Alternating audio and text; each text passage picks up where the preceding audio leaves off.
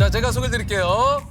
완전 럭키비키잖아. 네, 대한민국의 긍정 신드롬을 가져온 원형적 사고의 주인공입니다. 우리 아이브의 장원영 씨입니다. 예. 안녕하세요. 아, 자기 소개를 좀 해주세요. 네, 안녕하세요. 장훈입니다. 초대해 주셔서 감사합니다. 아, 2024년을 또 관통하는 굉장히 또 핵심 키워드였던 그렇죠. 거. 본인도 좀 알고 계시겠죠? 저도 사실 이거는 저한테 너무 당연하고 좀 생활적인 사고였거든요. 그래요? 네. 그래서 저는 그게 특별하다고 생각하지 않고 그 럭키비키라는 말도 제 영어 이름이 비키거든요. 그러니까. 그래서 그냥 어느 날 그것도 투어 중에 일어난 일이기도 한데 스페인에 간 적이 있었어요. 근데요.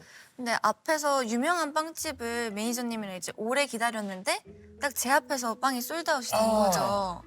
근데 정말 딱 제 앞에서 It's sold out 이러는 거예요. 네. 근데 조금만 더 들어보니까 조금만 기다리면 새로운 빵이 나온다. 기다리시겠냐? 이러는 거예요. 그래서 오히려 새로운 빵, 갓 나온 빵 먹을 수 있고 완전 나 비키니까 럭키한 비키잖아. 이렇게 한 일화를 팬분들께 말한 건데 그때부터 럭키비키가 뭔가 순식간에 그러니까요. 아침 일어나 보니까 모두가 거의 사용하고 있는 밈이 됐더라고요. 아이야, 누구 싶은 참이었는데 벌써 누웠잖아. 완전 럭키비키잖아. 그러면은 럭키비키를 예를 들어서 사전적 의미로 풀이를 하자면 좀 어떻게 우리가 이거를 이렇게 표현할 수 있어요? 그러니까 어떤 상황에서 어떻게 뭐 이게 또 너무 긍정적으로 생각하는 사고다 보니까 자기 합리화랑 약간 그렇죠. 헷갈리실 수가 현실 있는데 도피. 그럴 수 네. 있겠네요.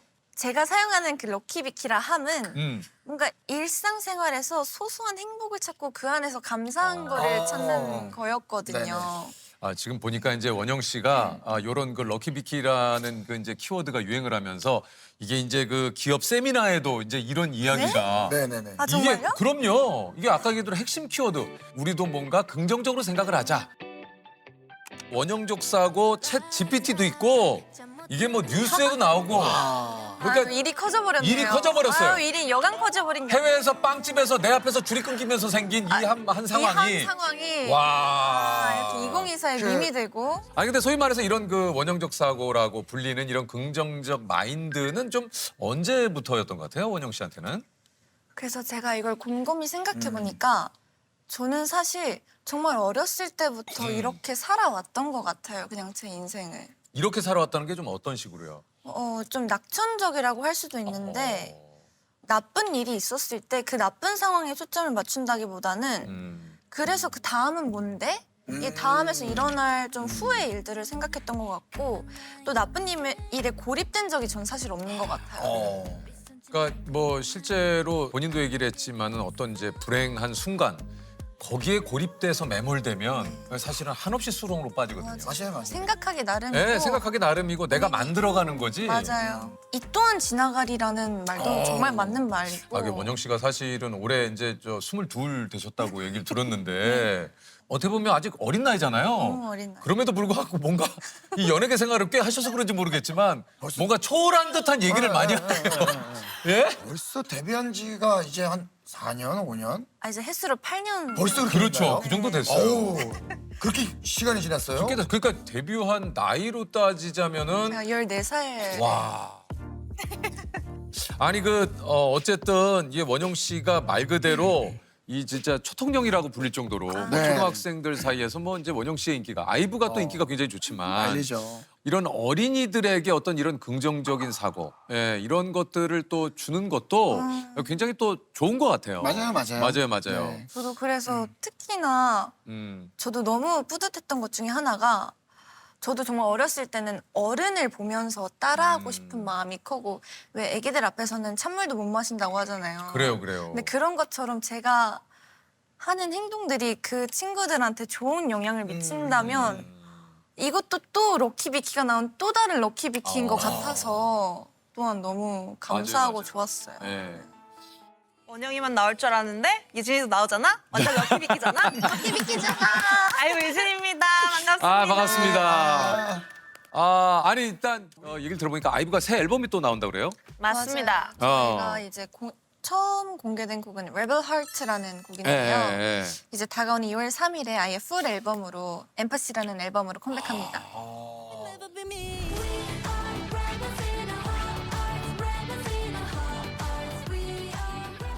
요게 저 작사를 원영 씨가 했어요?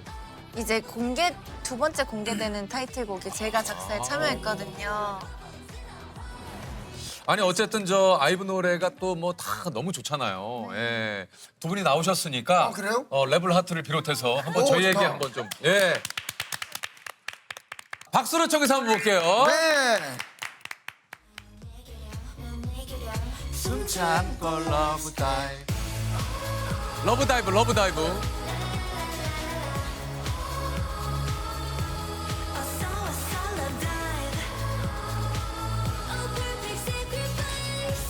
예. 숨찬 걸 러브 다이브. What's after life?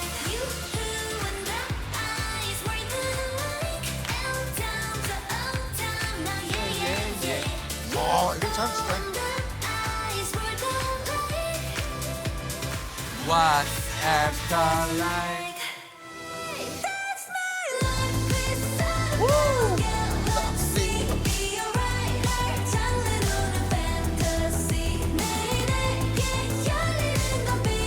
아 진짜 다이트곡이야. 좋네요. 그죠?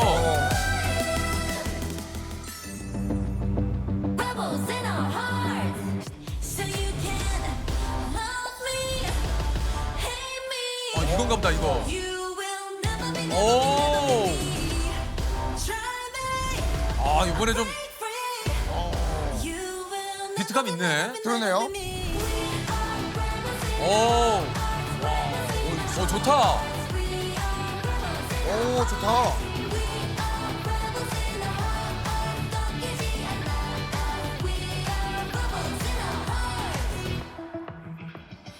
오 레브라트까지. 레브런.